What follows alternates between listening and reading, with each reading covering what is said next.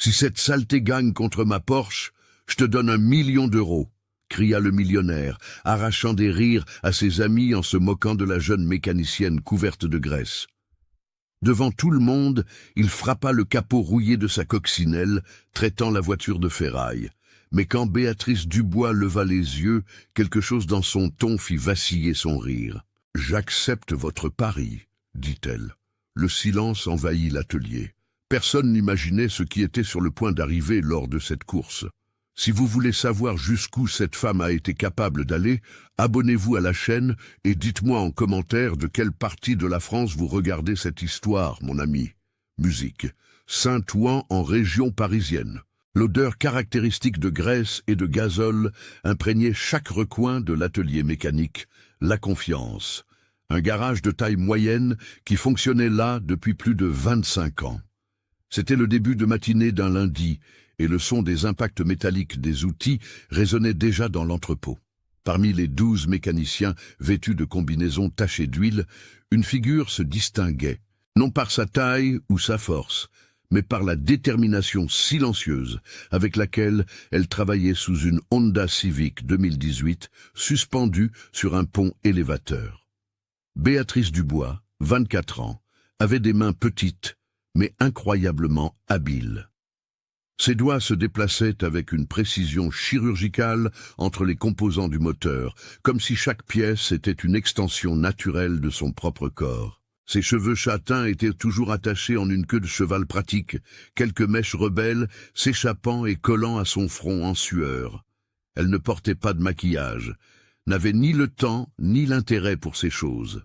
Son uniforme était une combinaison bleue, 3 tailles trop grandes, héritée d'un collègue qui avait quitté l'atelier, et des chaussures de sécurité déjà bien usées. « Béa, quand tu auras fini là, il y a une Golf 2015 avec un problème d'injection électronique qui t'attend », cria Marc, le chef de l'atelier. Un homme de 52 ans avec un ventre proéminent et un air rude, mais juste. « Je termine, Marc. Encore 15 minutes. » répondit Béa, sans quitter son travail des yeux. Les autres mécaniciens s'étaient déjà habitués à sa présence. Au début, 2 ans auparavant, il y avait eu de la résistance, des blagues de mauvais goût, des doutes constants sur ses capacités. Mais Béa avait quelque chose que la plupart d'entre eux ne possédaient pas. Un talent presque surnaturel pour le diagnostic. Elle parvenait à identifier les problèmes simplement en écoutant le moteur fonctionner. Une compétence que son défunt père, Arthur Dubois, avait développée en 30 ans de profession et lui avait transmise depuis l'enfance. Béatrice avait littéralement grandi dans les ateliers mécaniques. Son père possédait son propre petit garage dans le même quartier. Et elle, musique, passait tous les après-midi après l'école assise sur un tabouret en bois, observant chacun de ses mouvements. « Béa, ma fille, un moteur nous parle. Il faut juste apprendre à l'écouter, disait Arthur, en enseignant à la petite fille de 8 ans à distinguer le bruit d'un piston usé de celui d'une courroie lâche.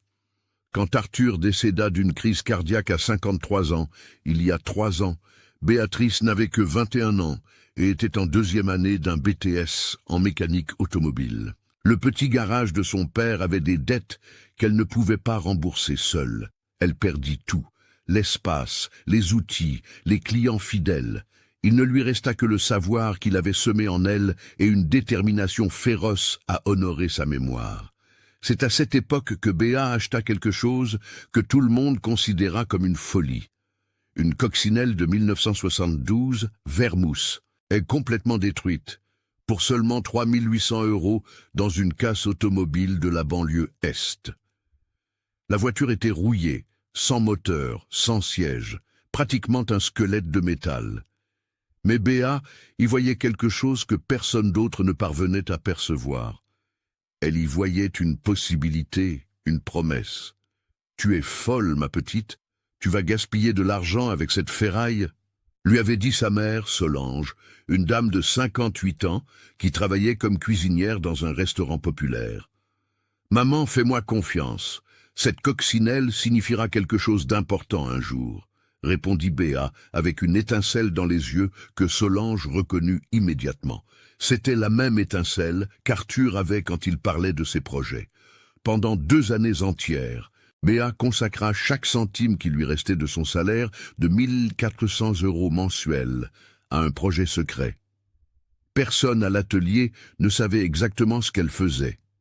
Elle louait un petit garage à 3 pâtés de maison de l'atelier pour 450 € par mois, où elle travaillait seule, les nuits et les week-ends. Elle vivait avec le strict minimum.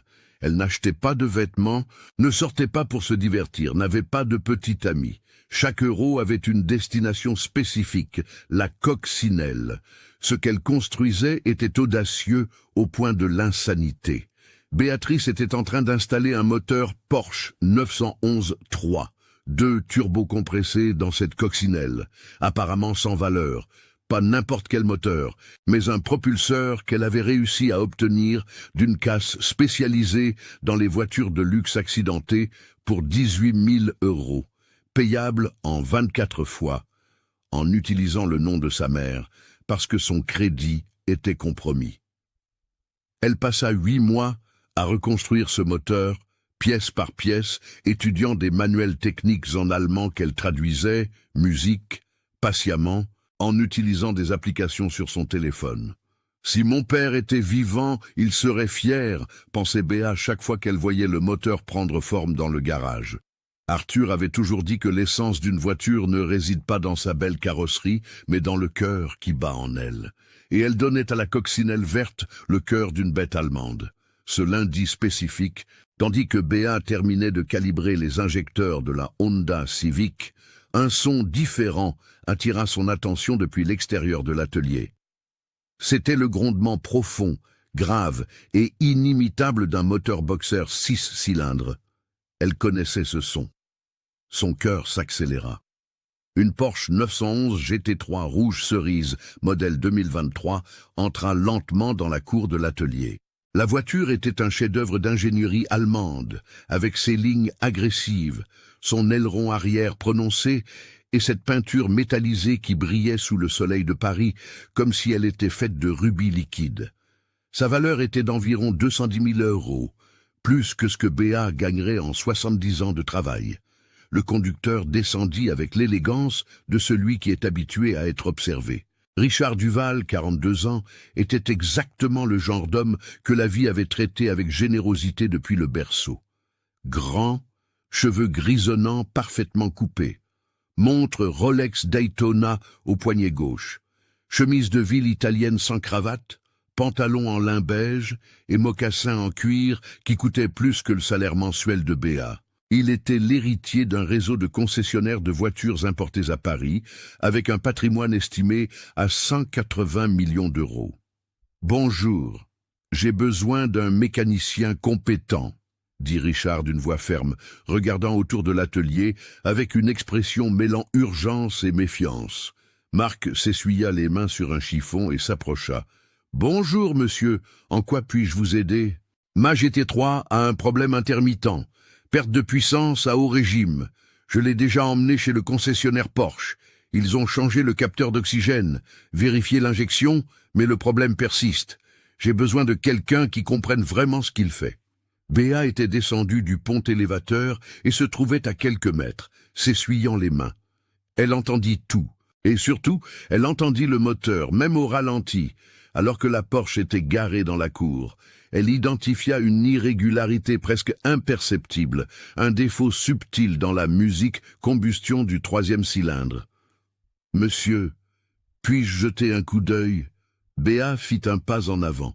Richard la regarda de la tête aux pieds avec une expression qu'elle connaissait bien, le mépris. Le regard de celui qui ne peut même pas concevoir la possibilité qu'une femme, surtout une jeune femme, musique, couverte de graisse, puisse comprendre la mécanique avancée. « Non, merci. Je préfère parler à un vrai mécanicien, » dit Richard sèchement. Le silence qui s'installa dans l'atelier fut pesant. Les autres mécaniciens cessèrent de travailler et regardèrent la scène. Marc sentit la tension. « Monsieur, Béatrice est notre meilleure diagnosticienne. Elle parvient à identifier des problèmes que les équipements informatiques ne détectent parfois pas. Cela vaut la peine de la laisser évaluer. » Richard laissa échapper un rire court, sans humour. Avec tout le respect que je vous dois, je ne laisserai pas une jeune femme toucher une voiture de 200 000 euros. Il doit y avoir quelqu'un ici avec plus d'expérience. Béa respira profondément. Ce n'était pas la première fois qu'elle vivait cela. Ce ne serait pas la dernière. Mais quelque chose en elle, peut-être la mémoire de son père, peut-être l'orgueil blessé, peut-être simplement la certitude absolue de ce qui devait être fait, la fit parler. Votre problème se trouve dans le 3e cylindre. Un défaut d'allumage intermittent causé par une carbonisation excessive de la soupape d'admission. Vous utilisez probablement du carburant ordinaire au lieu de premium, ce qui a généré des dépôts. Ce n'est pas un problème de capteur, c'est de l'encrassement mécanique, dit Béa, musique, d'une voix calme mais ferme. Richard se tourna complètement vers elle, les yeux écarquillés. « Comment pouvez-vous savoir cela juste en regardant ?»« Je ne regarde pas, j'écoute. Musique. Votre moteur me parle, monsieur, et il me dit exactement ce qui ne va pas. » Le millionnaire resta silencieux pendant 5 secondes complètes, puis son expression changea. Non pas pour le respect, mais pour l'irritation. Richard Duval n'était pas habitué à être contredit, et encore moins par une femme mécanicienne couverte de graisse qui avait l'audace de diagnostiquer sa Porsche rien qu'au son. Ce fut comme une gifle à son ego surdimensionné. « Vous êtes en train de me dire que vous savez ce qui ne va pas avec ma GT3 à 200 000 euros, rien qu'en écoutant le moteur fonctionner ?» dit Richard avec un sourire cynique qui n'atteignait pas ses yeux. « C'est hilarant, vraiment hilarant. » Béatrice garda son calme, comme son père lui avait appris. « Monsieur, je n'essaie pas d'offenser, j'essaie juste d'aider. Si vous voulez, je peux faire une analyse plus détaillée pour confirmer. » « Non, non, attendez. » Richard leva la main d'un geste dramatique. « Ça devient intéressant. » Il se tourna vers les autres mécaniciens qui observaient la scène en silence. « Combien d'entre vous sont d'accord avec son diagnostic ?»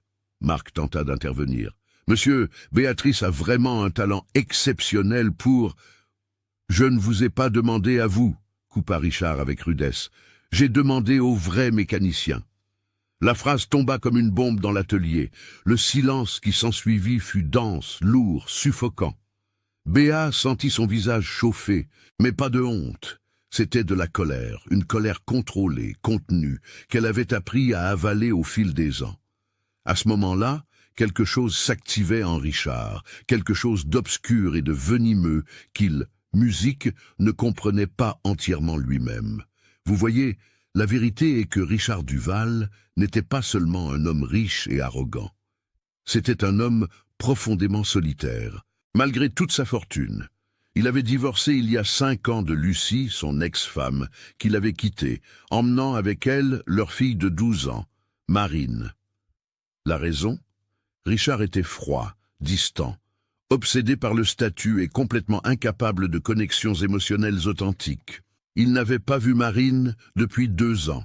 La fille refusait de lui parler, et Lucie avait obtenu une ordonnance restrictive après que Richard, dans un accès de colère, eut détruit la chambre de sa fille parce qu'elle avait eu une mauvaise note en mathématiques. Mais Richard se convainquait qu'il avait raison, que le monde avait tort, que les gens ne comprenaient pas ce qu'étaient l'excellence et les standards. Et là, il y avait cette mécanicienne, musique, cette femme d'une 20aine d'années, avec sa combinaison sale et ses mains calleuses, ayant l'audace de le juger, musique, de diagnostiquer sa voiture, de se placer à son niveau. C'était inacceptable. « Vous savez ce qui me dérange ?» continua Richard, sa voix devenant plus forte, plus agressive. « C'est cette culture moderne qui veut que n'importe qui puisse faire n'importe musique, quoi. Vous ne comprenez rien aux Porsche.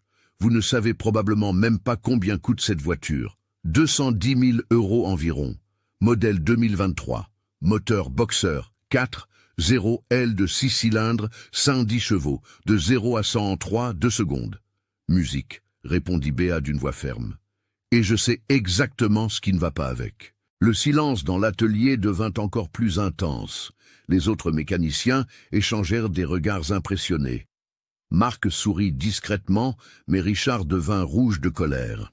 « Où est votre voiture ?» demanda Richard d'une voix dangereusement basse. « Dans la rue, une coccinelle 72, répondit Béa sans comprendre où il voulait en venir. Richard éclata d'un rire fort, exagéré, théâtral. Une coccinelle, elle a une coccinelle, et elle veut m'apprendre des choses sur les Porsche. Il regarda autour de lui comme s'il était dans une émission de comédie. Combien vaut votre petite voiture? 5 000 €, 6 000 €. 3 800 €, c'est ce que j'ai payé, monsieur, répondit Béat, sentant chaque mot comme une lame tranchant son orgueil. 3 800 €, Richard cria presque. Ma montre! Il leva son poignet, montrant la Rolex Daytona dorée. Elle vaut 320 000 €. Ma montre vaut 84 fois plus que toute votre voiture. Et vous voulez me dire ce qui ne va pas avec ma Porsche en ce moment? 3 hommes bien habillés entrèrent dans l'atelier. C'étaient des amis de Richard qui avaient convenu de se retrouver là. Paul Martin, propriétaire d'une importatrice de vin fin, Fernand Leroy, avocat d'affaires, et Jules Bernard, cadre dans une entreprise de technologie. Tous riches, tous arrogants, tous du même cercle social que Richard. Richard, je croyais que tu étais au centre automobile Porsche. Qu'est-ce que tu fais ici? Demanda Paul, regardant autour de lui avec un mépris évident pour le modeste atelier. Attendez, vous allez adorer ça, dit Richard avec un sourire malicieux. Il désigna Béat. Cette mécanicienne ici pense qu'elle peut réparer ma GT3.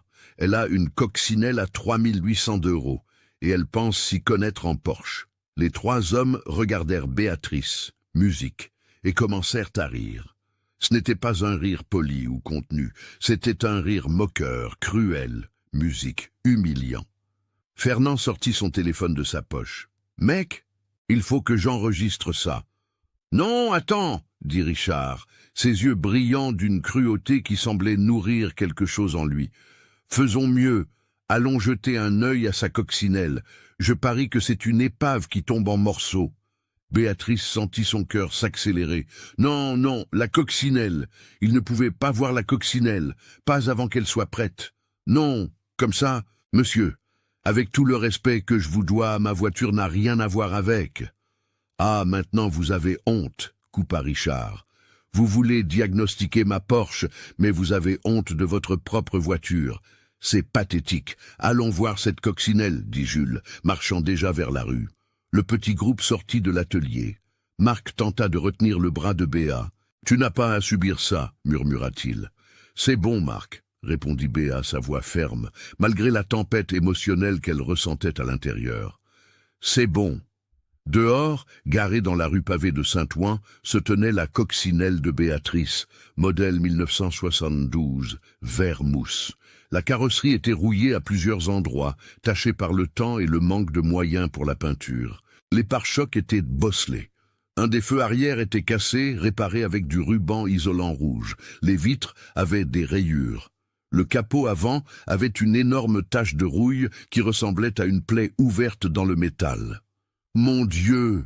s'exclama Fernand, filmant tout avec son téléphone. « Ça devrait être dans un musée des déchets. » Paul s'approcha, touchant la carrosserie rouillée du bout des doigts comme si c'était quelque chose de dégoûtant. « Richard, musique, ta montre vaut vraiment plus que ça. En fait, je pense qu'elle vaut plus que 10 comme ça. » Richard était en extase. Il avait trouvé le jouet parfait pour sa cruauté. Il monta sur le pare-choc arrière de la coccinelle, s'équilibrant les bras ouverts comme un surfeur. « Regardez, même mon poids, elle le supporte. »« Descendez de là, » dit Béat d'une voix contrôlée mais ferme. « Pourquoi? Elle va casser ?» se moqua Richard, sautant légèrement sur le pare-choc, faisant grincer la vieille suspension. Musique. Cette voiture est une blague sur roue. Jules s'approcha de la fenêtre du conducteur qui était entr'ouverte. « Mec, regarde cet intérieur. Les sièges sont déchirés. Ça sent le moisi et l'huile brûlée ici. Combien penses-tu que vaut ce déchet aujourd'hui ?» demanda Fernand à Richard. « 500 €, 200 €, répondit Richard. « Et je suis encore généreux. Regarde l'état de cette chose. » Béatrice tremblait, non de peur mais de pure colère. Cette coccinelle représentait 2 ans de sacrifice, 2 ans à renoncer à tout. Musique, à travailler jusqu'à 3 heures du matin, à économiser chaque centime, à honorer la mémoire de son père. Et ces hommes étaient là, piétinant littéralement son rêve. Si cette saleté... Richard frappa violemment la carrosserie, produisant un son creux et métallique. Si cette saleté bat ma Porsche dans une course, je te donne 1 million d'euros. 1 million, cria-t-il pour que tous dans la rue puissent l'entendre. Quelqu'un ici doute de ce que je viens de dire?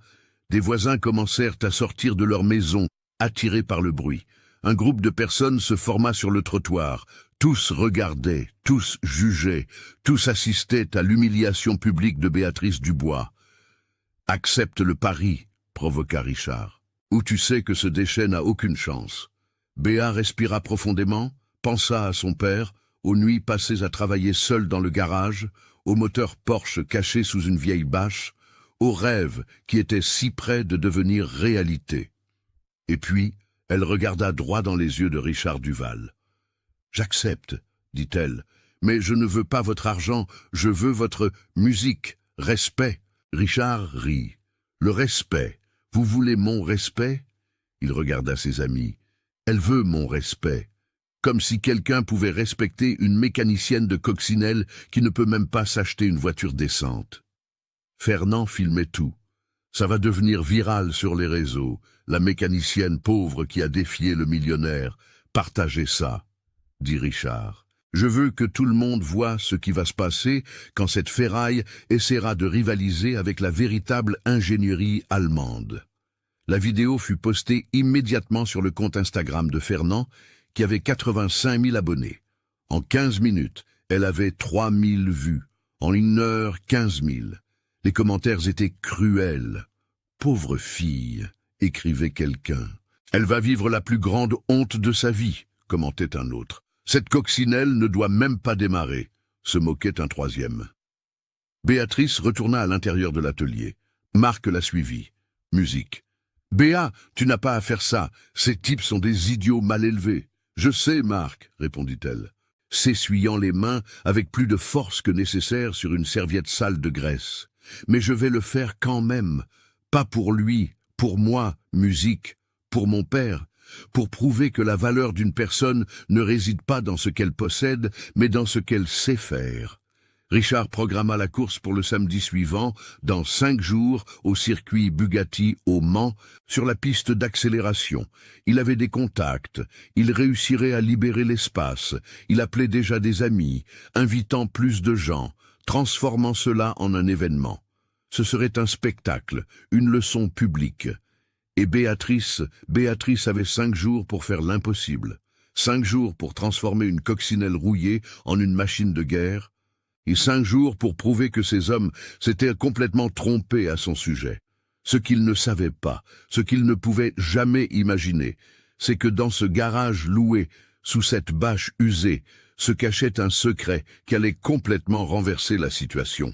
Le samedi arriva comme un jugement final. Le circuit Bugatti au Mans, normalement réservé aux compétitions officielles, avait été libéré pour cette matinée. Grâce au contact de Richard, la piste d'accélération, avec ses 400 mètres parfaitement asphaltés, était prête à témoigner de ce que Richard était sûr être une humiliation historique.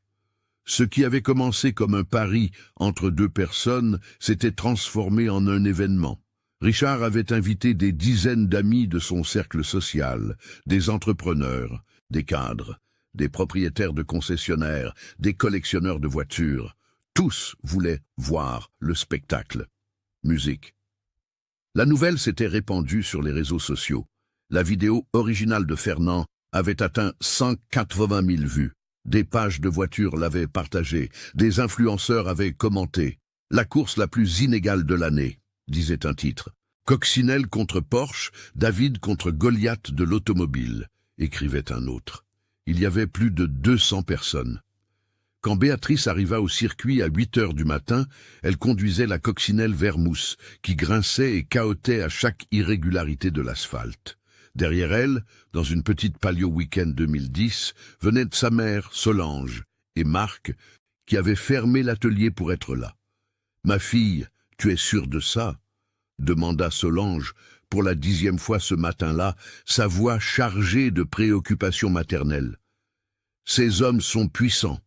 Si tu te couvres de ridicule, ils le répandront dans toute la ville. « Je sais ce que je fais, maman, » répondit Béa, ses mains fermes sur le volant, malgré le tremblement interne qu'elle ressentait.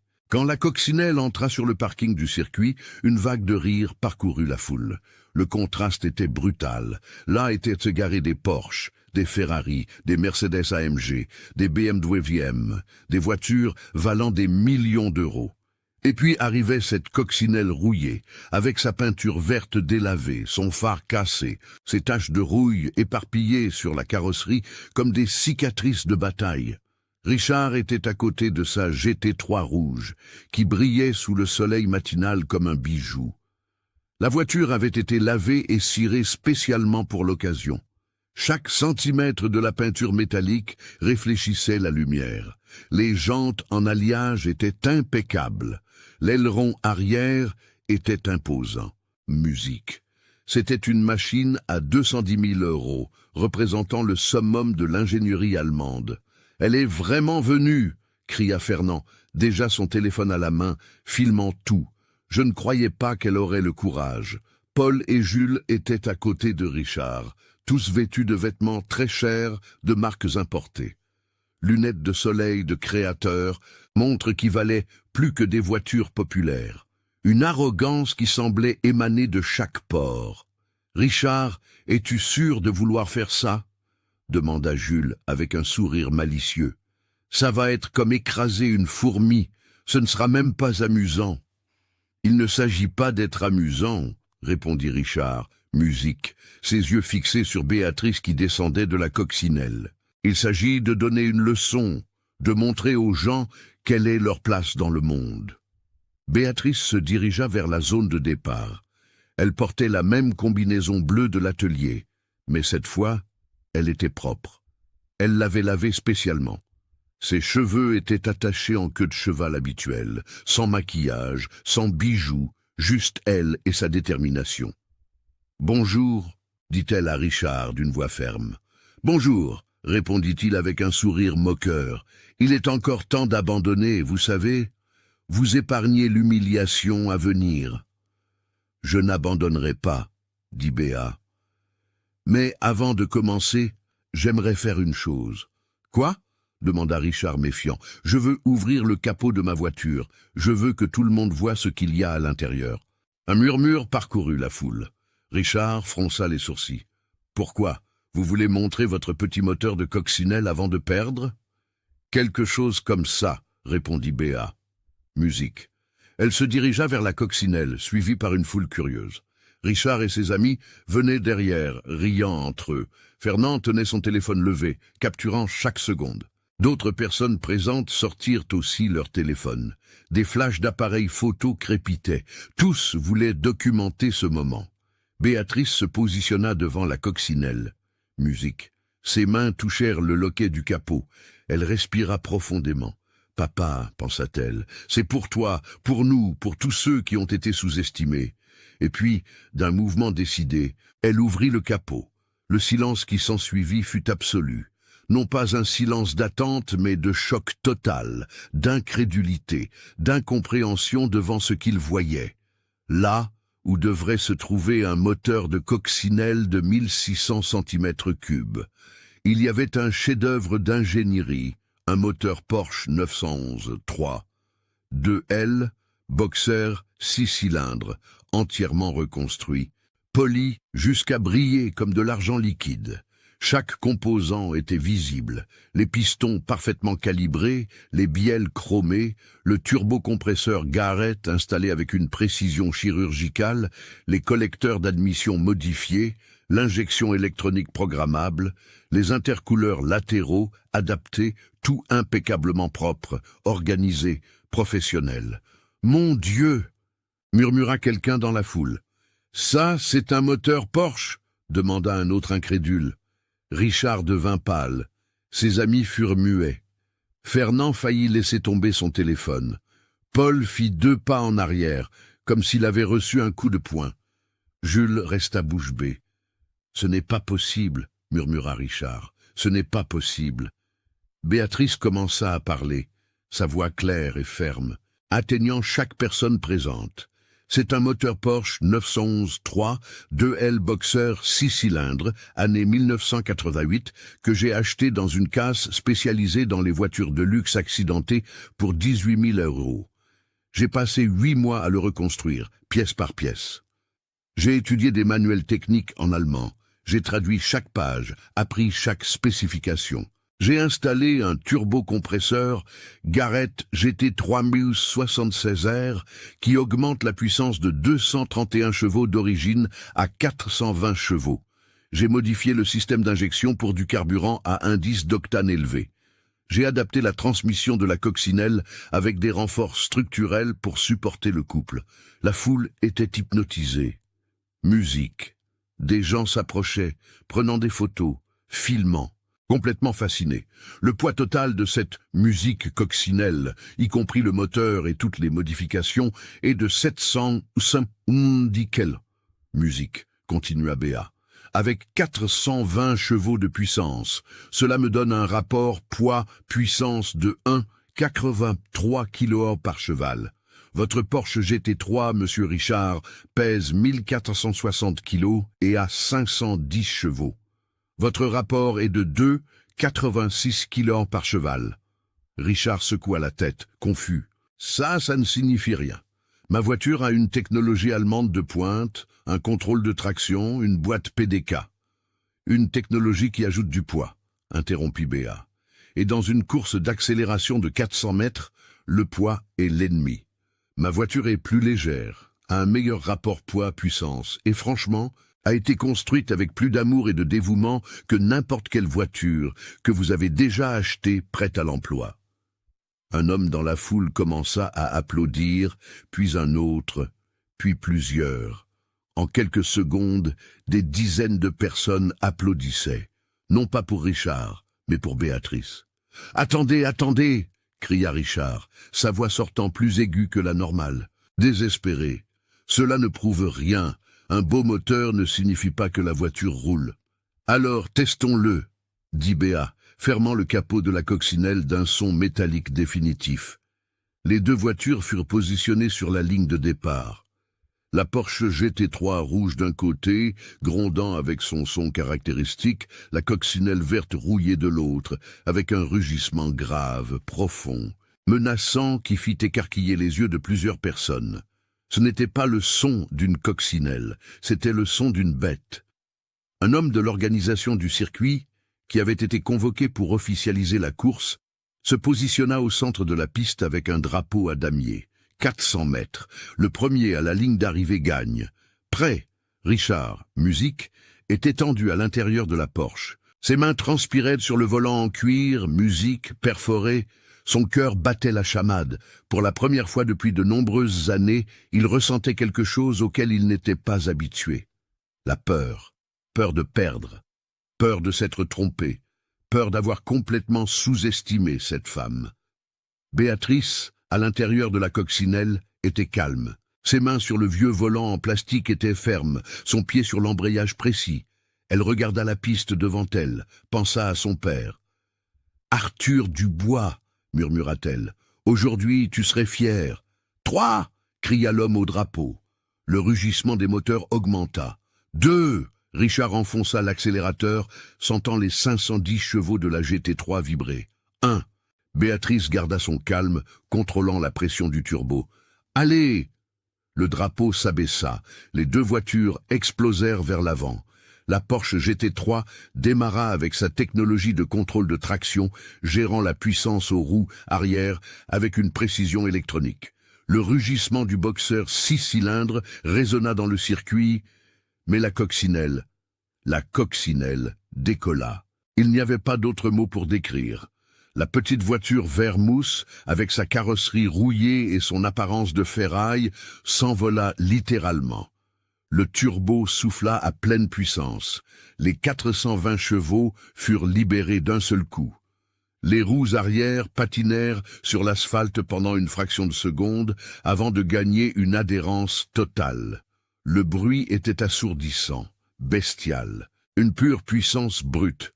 Musique. Sur les 50 premiers mètres, la coccinelle était déjà une demi-voiture devant. « Non !»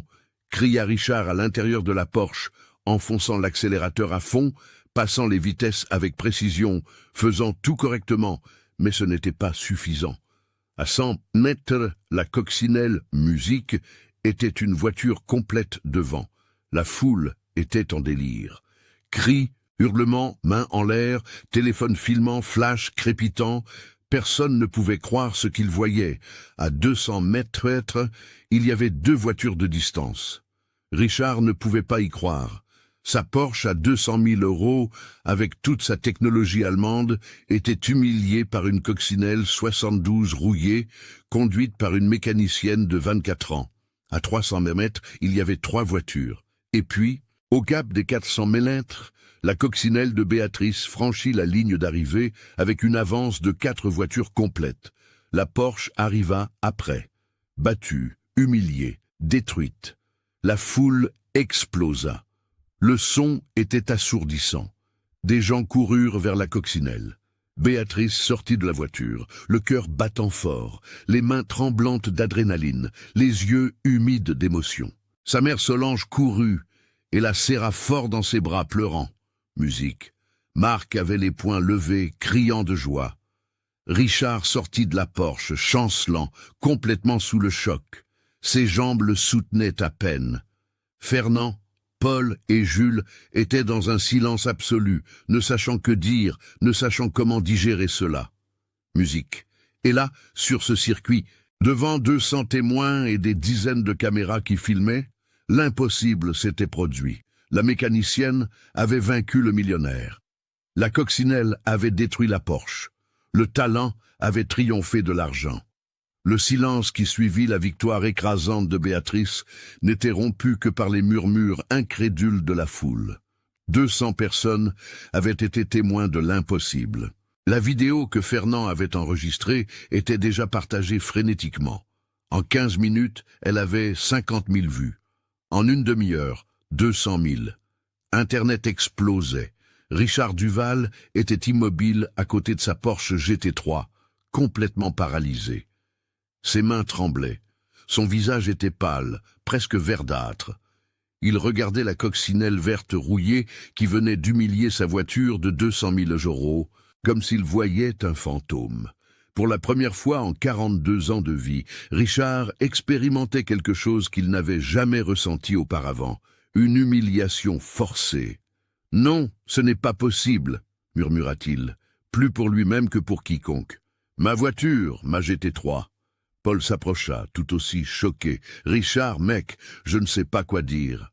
Cette coccinelle t'a détruit. »« Détruit n'est pas le mot, » dit Jules, regardant son téléphone où il visionnait la vidéo de la course pour la 10e fois. C'était un massacre. 4 voitures d'écart, Richard. 4 voitures. Fernand avait baissé son téléphone pour la première fois depuis qu'il avait commencé à filmer. Il ne savait pas quoi filmer. Son expression était celle d'une confusion totale. « J'ai tout posté sur les réseaux, toute l'humiliation que nous lui avons fait subir, et maintenant ça, mec. Nous allons devenir la risée du monde. » Et ils avaient raison. Les commentaires sur les vidéos changeaient complètement de ton. « Cette femme est un génie !» écrivait quelqu'un. « Le type l'a humiliée pour avoir conduit une coccinelle et elle y a mis un moteur Porsche. C'est une vengeance parfaite !» commentait un autre. « Respectez les mécaniciennes. Elle a donné une leçon à ce playboy. » Musique, disait un troisième. Les hashtags « Je respecte les mécaniciennes » et « Tiesh coccinelle turbo » commencèrent à devenir viraux. Béatrice était entourée de dizaines de personnes, des mécaniciens professionnels voulant connaître les détails, musique, technique du moteur, des passionnés de voitures demandant des photos, de jeunes femmes disant qu'elle était une inspiration, un homme d'environ 60 ans, portant un t-shirt d'une équipe de préparation automobile, se fraya un chemin à travers la foule. « Mademoiselle, je m'appelle Klaus Hoffmann. Je suis ingénieur chez Porsche Motorsport, basé en France depuis 10 ans, dit-il en français avec un fort accent allemand. Je travaille directement à la préparation de voitures de compétition. Ce que vous avez fait ici est extraordinaire, absolument extraordinaire. » Béatrice le regarda, encore en train de digérer tout ce qui s'était passé. « Merci, monsieur. » « Non, Vous ne comprenez pas. Klaus secoua la tête avec une admiration sincère. Je travaille avec des ingénieurs qui ont étudié dans les meilleures universités d'Allemagne. Et ce que vous avez fait seul, avec des ressources limitées, est meilleur que le travail que je vois de professionnels expérimentés. L'adaptation du turbo, musique, la gestion électronique, l'équilibre poids-puissance, c'est un travail de maître. Solange était à côté de sa fille, lui tenant la main fermement, des larmes coulant sur son visage. « Arthur serait si fier, murmura-t-elle, si fier, ma fille. »« Je sais, maman, » répondit Béa, sa propre voix étranglée par l'émotion. « Je l'ai fait pour lui, pour nous. » Marc était radieux. « Béa, tu n'as aucune idée de ce que tu viens de faire. » Musique. « Ça va tout changer, tout. » Pendant ce temps, Richard restait isolé à côté de la Porsche, observant la scène à distance. Il voyait Béatrice être célébrée, embrassée, admirée. Il voyait le musique respect sincère dans les yeux des gens. Il voyait quelque chose que lui, avec toute sa fortune, n'avait jamais réussi à conquérir. Une admiration réelle, basée sur le mérite, non sur l'argent. Et puis quelque chose en lui commença à craquer comme un barrage, développant la première fissure avant de s'effondrer complètement. Il pensa à Marine, sa fille de 12 ans, qui refusait de lui parler. Il pensa à Lucie, son ex-femme, qui l'avait quitté en disant qu'il était un homme vide, avec un compte en banque plein. Il pensa à tous les employés qu'il avait humiliés au fil des ans. Il pensa à toutes les personnes qu'il avait piétinées pour nourrir son ego surdimensionné. Et il pensa à Béatrice, à cette femme de 24 ans qu'il avait ridiculisée publiquement, dont il avait piétiné la voiture, dont il avait raillé les rêves, et elle avait prouvé qu'elle était 1000 fois plus compétente qu'il ne le serait jamais. Richard commença à marcher vers le groupe. Musique, ses jambes semblaient de plomb. Chaque pas était un effort immense. Fernand, Paul et Jules l'observèrent confus. « Richard, qu'est-ce que tu vas faire ?» demanda Paul. Richard ne répondit pas. Il continua de marcher. La foule, percevant son approche, se tut progressivement. Les conversations cessèrent, musique, les rires s'arrêtèrent. Tous regardaient le millionnaire marcher vers la mécanicienne qu'il avait tenté de détruire. Béatrice se tourna et le vit arriver. Ses muscles se tendirent instinctivement. Elle ne savait pas à quoi s'attendre, mais humiliation, colère, violence. Richard s'arrêta à 3 mètres d'elle, resta silencieux pendant de longues secondes, et puis, à la surprise absolue de toutes les personnes présentes, il sortit son téléphone de sa poche, le déverrouilla, ouvrit l'application de sa banque et commença à taper. « Qu'est-ce que vous faites ?» demanda Béatrice, sa voix chargée de méfiance. « Je tiens ma parole », répondit Richard, sa voix basse, presque un murmure. Il termina de taper et lui montra l'écran de son téléphone. C'était un virement bancaire. Montant. 10 000 euros. Entrez votre numéro de sécurité sociale. Béatrice fut paralysée. 1 million d'euros, c'était plus d'argent qu'elle n'en avait jamais vu de toute sa vie. C'était le garage de ses rêves, c'était la sécurité financière, c'était tout. « Je ne veux pas votre argent, » dit-elle, se surprenant elle-même. « Je l'ai dit avant la course, je veux votre respect. » De musique. Richard la regarda et pour la première fois, ses yeux n'avaient pas d'arrogance. Ils avaient, musique, de la tristesse. « Vous avez déjà mon respect. Vous avez le respect de tous ici. Mais s'il vous plaît, acceptez l'argent. Je l'ai promis. Et une promesse est une dette. » Klaus Hoffmann s'approcha. « Mademoiselle, acceptez l'argent. Vous le méritez, et bien plus encore. » Béatrice regarda sa mère qui l'encourageait, regarda Marc qui sourit et puis, avec des mains tremblantes, elle prit le téléphone et tapa son numéro de sécurité sociale. Richard confirma le virement. « Virement effectué avec succès », annonça l'application. La foule éclata en applaudissements, mais Richard leva la main, demandant le silence. Et puis, musique, devant 200 témoins, des dizaines de caméras filmant, il fit quelque chose qui choqua tout le monde. Musique. Richard Duval, héritier d'un empire de 180 millions d'euros, s'agenouilla là, sur l'asphalte chaud du circuit, devant cette mécanicienne de 24 ans. Il plia les genoux et baissa la tête. Béatrice Dubois, dit-il, sa voix se brisant, je vous demande pardon de tout mon cœur, je vous demande pardon. Le silence était absolu. Personne ne bougeait. Personne ne respirait. Je vous ai humilié publiquement, je me suis moqué de votre voiture, j'ai ridiculisé votre talent, j'ai douté de vos capacités parce que vous êtes une femme, parce que vous êtes pauvre, parce que vous conduisez une vieille coccinelle. Et j'avais complètement, absolument tort. Des larmes commencèrent à couler sur le visage de Richard. Vous êtes extraordinaire. Vous avez un talent que je n'aurai jamais. Vous avez construit quelque chose de vos propres mains que moi, avec toute ma fortune, je n'aurais jamais pu acheter. Je vous ai traité comme de la saleté. Béatrice pleurait aussi. Solange tenait le bras de sa fille, émue. Marc s'essuyait les yeux. « Je suis un homme vide. » « Musique, continua Richard. « J'ai de l'argent, mais je n'ai pas de famille. J'ai des possessions, mais je n'ai pas de respect réel. Ma fille ne me parle plus depuis 2 ans. Mon ex-femme me déteste. Mes employés me craignent, mais ne me respectent pas. » Musique. « Et vous savez pourquoi ? Parce que je suis exactement le type de personne que vous avez vu aujourd'hui. Arrogant, cruel, plein de préjugés. » Il leva le visage, regardant directement Béatrice. « Vous m'avez donné une leçon que je n'oublierai jamais.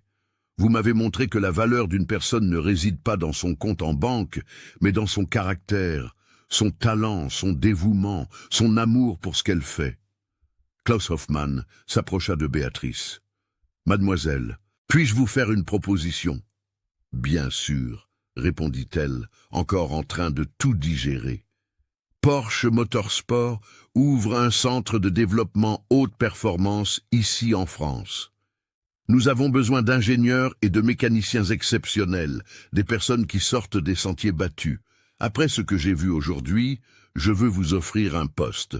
Salaire initial de 18 000 € par mois, tous les avantages, formation en Allemagne. Accepteriez-vous ? Béatrice n'arrivait pas à y croire. 18 000 € par mois. C'était presque 8 fois son salaire actuel. « J'accepte, » dit-elle, la voix tremblant d'émotion. « Et j'ai une demande, » dit Richard, toujours à genoux. « Je veux apprendre, je veux que vous m'enseigniez la mécanique, non pas pour rivaliser, non pas pour montrer un statut, mais pour comprendre, pour me connecter à quelque chose de réel, quelque chose fait de mes mains, quelque chose qui ait un sens. »« Vous voulez que je vous enseigne ?» demanda Béatrice incrédule. « Oui, je veux payer vos cours et je veux financer un atelier pour vous, un grand atelier moderne, où vous pourrez travailler et enseigner à d'autres femmes. Je veux vous aider à créer un programme de bourse pour les femmes qui veulent se lancer dans la mécanique. » Béatrice regarda cet homme agenouillé devant elle, le même homme qui s'était moqué d'elle quelques jours auparavant, et vit en lui quelque chose qu'elle n'avait jamais vu auparavant. Une vulnérabilité authentique, une réelle volonté de changer. « J'accepte, dit-elle, mais à une condition. »« N'importe laquelle, » répondit Richard. « Vous commencerez de zéro, comme musique, n'importe quel élève. Vous nettoierez les outils, vous ferez les vidanges, vous ferez le sale boulot, sans raccourci, sans privilège. » Richard sourit pour la première fois depuis la fin de la course. Un sourire authentique, sans arrogance. « J'accepte. Merci de me donner cette chance. » 18 mois plus tard, le samedi matin, à Boulogne-Billancourt, il y avait cette odeur caractéristique d'atelier que Béatrice avait toujours aimée. Graisse fraîche, métal chauffé, café fort et la promesse d'un travail honnête. Mais maintenant, le décor était complètement différent de ce qu'il avait été. Le centre automobile Arthur Dubois occupait un entrepôt de 800 m² dans le quartier de Boulogne-Billancourt, à l'ouest de Paris. La façade arborait une fresque géante peinte par un artiste local, une coccinelle verte avec des ailes d'ange, rendant hommage à la voiture qui avait tout changé. Les portes en verre trempé s'ouvraient sur un espace moderne, lumineux, avec des équipements de dernière génération, 16 ponts élévateurs hydrauliques, des outils importés, des ordinateurs de diagnostic avancé et quelque chose qui faisait battre le cœur de Béatrice plus fort, une salle de classe pouvant accueillir 30 élèves, car là ne fonctionnait pas seulement un atelier, là fonctionnait la première académie de mécanique automobile exclusivement féminine de France, avec des bourses complètes financées par Richard Duval et soutenues par Porsche Motorsport. Béatrice, maintenant âgée de 26 ans, marchait dans l'espace avec une tablette à la main vérifiant le planning du jour. Elle portait une combinaison bleu marine personnalisée avec le logo du centre brodé sur la poitrine et son nom. Musique, Béatrice Dubois, directrice technique. Ses cheveux étaient plus courts maintenant, coupés aux épaules. Pratique, mais féminin. Elle affichait un air confiant, mature, de celle qui avait trouvé sa place dans le monde. « Bonjour Béa », salua Fanny, une jeune femme de 19 ans qui en était à son 6e mois du programme de formation. Elle travaillait au remplacement des plaquettes de frein d'une BMW 320i. Ses mains étaient couvertes de graisse, mais son sourire était large et fier. Musique. « Bonjour Fanny. Comment se passe le travail ?» demanda Béa, s'approchant pour superviser. « Ça se passe très bien. Je suis exactement la procédure que vous avez enseignée. » Béatrice sourit. Voir ces femmes apprendre, grandir, conquérir leur place dans une profession dominée par les hommes était plus gratifiant que n'importe quel salaire. Au total, le programme avait déjà formé 42 mécaniciennes au cours des 18 derniers mois. Des femmes qui travaillaient maintenant dans des ateliers, des concessions, des entreprises de préparation automobile. Certaines avaient ouvert leurs propres entreprises. Le taux d'employabilité était de 100%. La demande pour les professionnels formés par le centre Arthur Dubois était énorme. « Béa, Klaus est arrivé !» cria Marianne, la réceptionniste de l'entrée principale. Klaus Hoffmann entra, portant une grande boîte en carton. L'ingénieur allemand était devenu non seulement un partenaire professionnel, mais aussi un ami proche de la famille de Béatrice. Il visitait le centre chaque semaine, offrant des consultations techniques et maintenant le partenariat avec Porsche actif. « Bonjour, Béatrice », salua-t-il avec son accent caractéristique. « J'ai apporté les nouveaux manuels techniques de Porsche pour la bibliothèque du centre, édition 2025, complètement mise à jour. »« Klaus, vous êtes merveilleux », dit Béa en l'embrassant. « Les filles vont adorer. Et comment va notre élève spécial ?» demanda Klaus avec un sourire malicieux. Comme s'il avait été invoqué, Richard Duval apparut, sortant du dépôt d'outils, portant une boîte de clés mixte. Il était méconnaissable par rapport à l'homme arrogant d'il y a 18 mois. Il portait une simple combinaison tachée d'huile. Ses mains étaient calleuses, ses cheveux grisonnants étaient ébouriffés. Il avait une tache de graisse sur le visage et il souriait, un sourire authentique de satisfaction réelle. « Bonjour Klaus. »« Bonjour, professeur Béa, » dit-il avec un enthousiasme sincère. « Bonjour Richard. Avez-vous terminé l'organisation du dépôt ?» demanda Béatrice. « J'ai terminé. J'ai catalogué tous les nouveaux outils arrivés hier. Tout est dans le système. » Au cours des 18 derniers mois, Richard avait été complètement transformé. Il avait tenu sa parole. Il avait commencé de zéro, nettoyait les toilettes, organisait les outils, faisait le café pour les élèves, assistait aux cours comme n'importe quel étudiant. Et lentement, très lentement, il avait commencé à apprendre la vraie mécanique. Plus important encore, il avait commencé à se reconnecter à son humanité, avait consulté un thérapeute, s'était excusé, musique, auprès d'anciens employés qu'il avait humiliés, avait donné 2 millions d'euros à des institutions de soutien aux femmes en situation de vulnérabilité. Et miraculeusement, après des mois de lettres, musique et de demandes, Marine avait accepté de lui reparler. « Professeur, puis-je poser une question technique ?» dit Richard, sortant un carnet usé de sa poche. Il notait tout méticuleusement. « Bien sûr, vous pouvez demander. » Musique. J'ai un doute sur le système de refroidissement du moteur Boxer. La circulation du liquide dans le bloc? Béatrice passa 15 minutes à expliquer en détail, dessinant des schémas, répondant à chaque question avec patience. Richard notait tout, ses yeux brillants d'une curiosité sincère. C'était comme voir un enfant découvrir le monde. Le téléphone de Béatrice vibra. C'était un message de Solange. « Ma fille, j'apporte le déjeuner. j'ai fait ton bon petit plat que tu aimes tant. J'arrive dans 30 minutes. » Sa mère était devenue une présence constante au centre. Elle cuisinait pour les élèves, offrait des conseils maternels. C'était la figure d'affection que beaucoup de ces jeunes femmes n'avaient pas à la maison. Sur le mur principal du centre, en grandes lettres de métal, était inscrite la phrase qui guidait tout le travail. La valeur d'une personne ne réside pas dans ce qu'elle possède, mais dans ce qu'elle sait faire. Arthur Dubois. Et juste en dessous, dans une vitrine en verre éclairé, il était là, la coccinelle, modèle 1972, verre mousse, mais maintenant complètement restaurée. La carrosserie avait été traitée, poncée et peinte dans un magnifique verre métallisé.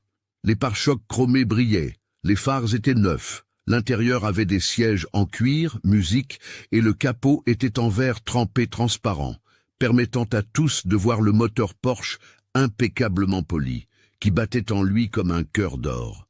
Cette voiture n'était plus seulement un véhicule, c'était un symbole, un rappel que les apparences sont trompeuses, que la vraie valeur est à l'intérieur, pas en surface, que le talent, le dévouement et l'amour peuvent transformer n'importe quoi, même une coccinelle rouillée en championne.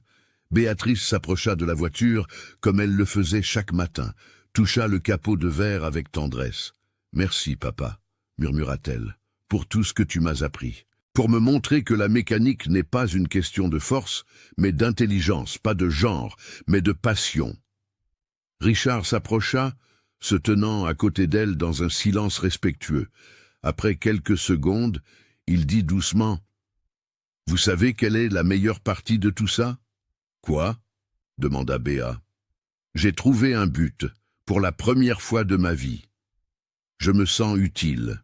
Je me sens partie de quelque chose de plus grand que moi, et c'est vous qui me l'avez donné. » Béatrice le regarda. « Ce n'était pas moi, c'est vous qui avez choisi de changer. »« Mais vous m'avez donné l'opportunité, » répondit Richard. « Quand j'étais à genoux sur ce circuit, vous auriez pu m'humilier, vous auriez pu me faire ce que je vous ai fait. Mais vous avez choisi de me donner une chance. Cela m'a sauvé. » À ce moment-là, Solange entra avec des plats chauds. Klaus commença à aider à distribuer les assiettes. Les élèves s'arrêtèrent pour la pause déjeuner. Des rires remplirent l'espace. Des histoires furent partagées. Des rêves furent discutés. Et là, dans ce centre automobile qui était à la fois atelier, école, famille, Béatrice Dubois regarda autour d'elle et ressentit quelque chose de profond dans sa poitrine. La gratitude. Gratitude pour le père qui avait semé une graine. Gratitude pour la mère qui avait cru en elle.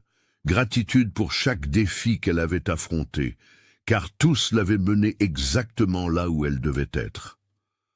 La coccinelle verte avec son moteur Porsche n'était pas seulement une voiture. C'était la preuve vivante que l'impossible est possible. Musique, que le monde peut changer.